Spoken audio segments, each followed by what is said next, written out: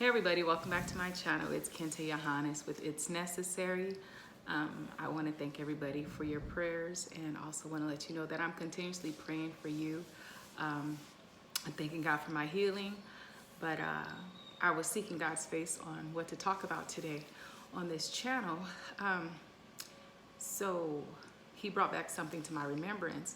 About 8-9 months ago, my son, daughter, and I had went up to a creek that's close to our house. It's beautiful. It has waterfalls and everything like that. And there's like a lot of little streams and things that are around. And we were about 3 miles in from where people usually go fishing and catch all the fish and stuff like that, big giant fish and whatnot. But while we were like 3 miles away, it was like little thin streams. So we just took our chairs and put them out there and ate our snacks and stuff like that. And they have these beautiful rocks, just a really beautiful place. It's like an oasis. I mean, the wind just blows just right. All the trees and vines everywhere, just very cool, peaceful, very serene. And while we were sitting there, there was a fish, maybe the size of my pinky finger. And this fish was coming up this little stream. Literally, the stream was very, very shallow. It probably wasn't even an inch of water, maybe a half an inch, and in some spots it was less than that. But this little fish by itself was coming up the stream, and its body was just moving and, you know, struggling to get through all these rocks. And at some points we watched the fish kind of throw his body up, and he landed on the sandy part of the stream, and, you know, where there wasn't any water. And he would sit there and he would pant, pant, pant for air. And then he would take his body and kind of flop himself some type of way and land back in a little bit of water, but he would land face first. And he would, you know, get his breath or whatever, you know, however fish do it, get in his gills, and, you know, they're able to breathe that way or whatever. And then he would try to swim again, but he was flopping on the sand with a little bit of water.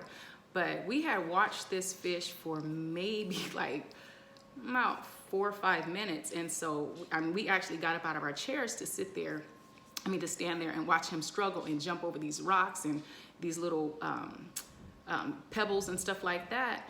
And a few of the times as he's going upstream, he had, there were some big rocks that were in his way, and he would just pop up on it, you know. And when he would fall on a rock, he'd, you know, move himself or flip himself and get back in the little bit of water that was there.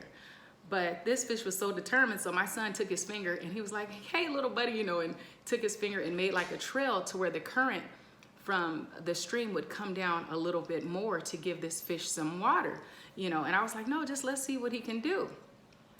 And so when my son took his finger to make a little trail in the sand to bring the water to the fish, it actually pushed the fish backwards.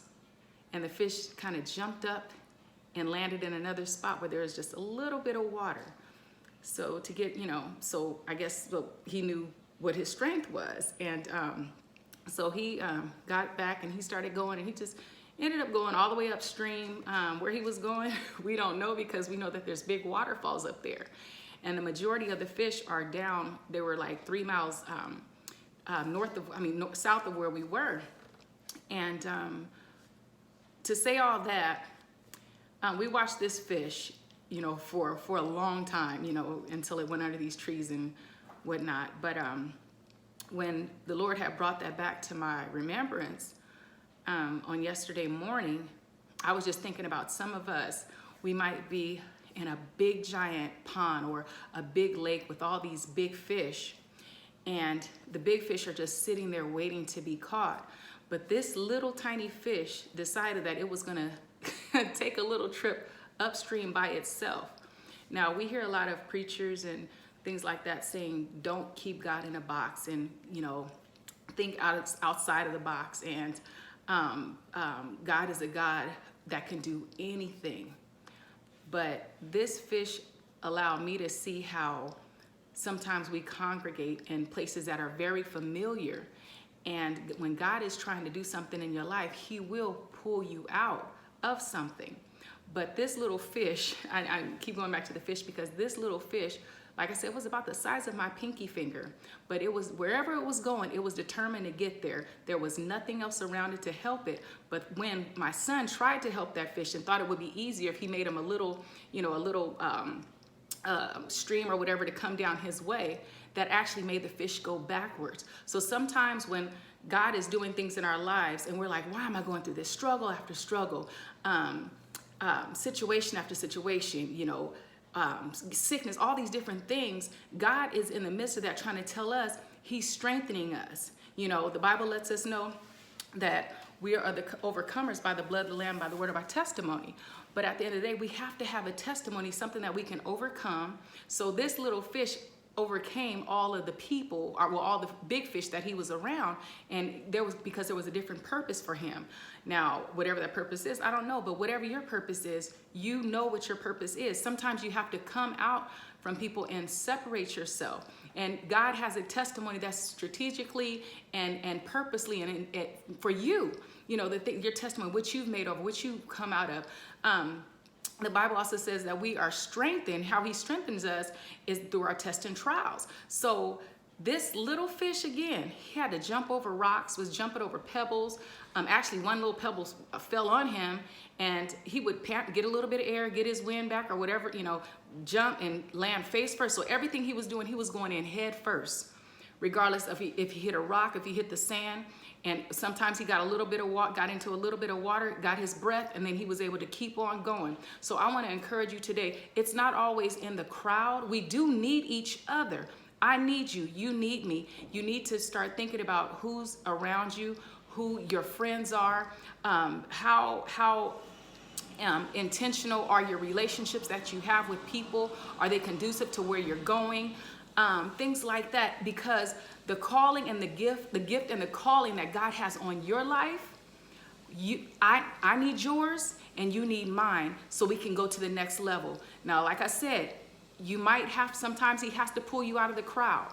You know, sometimes it might be hard going up the stream where he's trying to take you, because see, they were on the south end of the river.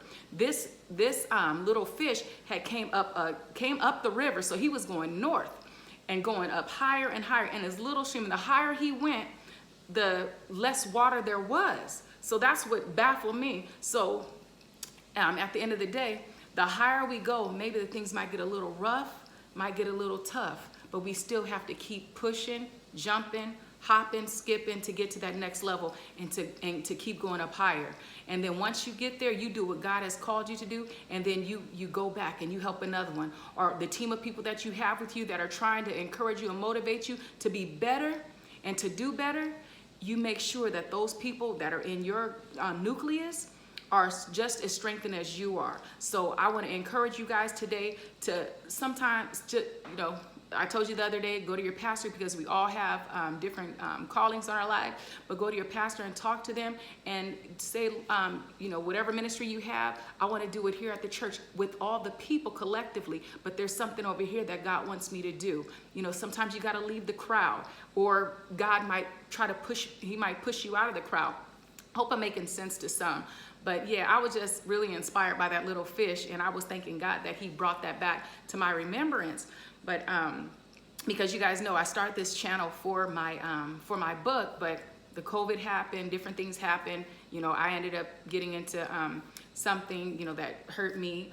But and I can't talk about it. But at the end of the day, God is still God.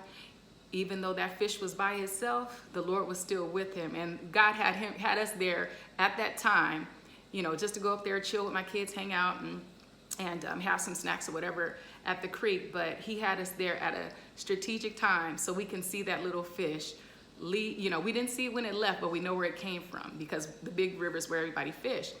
But yeah, that, take it and expound on that and let God kind of work with your mind about it. But like I said, it's Kin-Tae with It's Necessary. Everything we know, everything we do, every person we meet is always necessary. There's a time, a season, and a purpose, and for all of us. And I hope to see you. If I don't see you guys or meet you down here, I hope to meet you in the rapture. I know, just remember, God has you. God is keeping you. God is loving you. God is your provider. And anything that you want to do, you can do it in the name of Jesus. Make sure that he's leading you. Make sure that he is talking to you, but make sure first and foremost that you're staying prayerful and you're staying in your word so he can talk to you through his word. And know that the desires that he gave you, you're able to meet them. All right, God bless you, God keep you, God motivates you.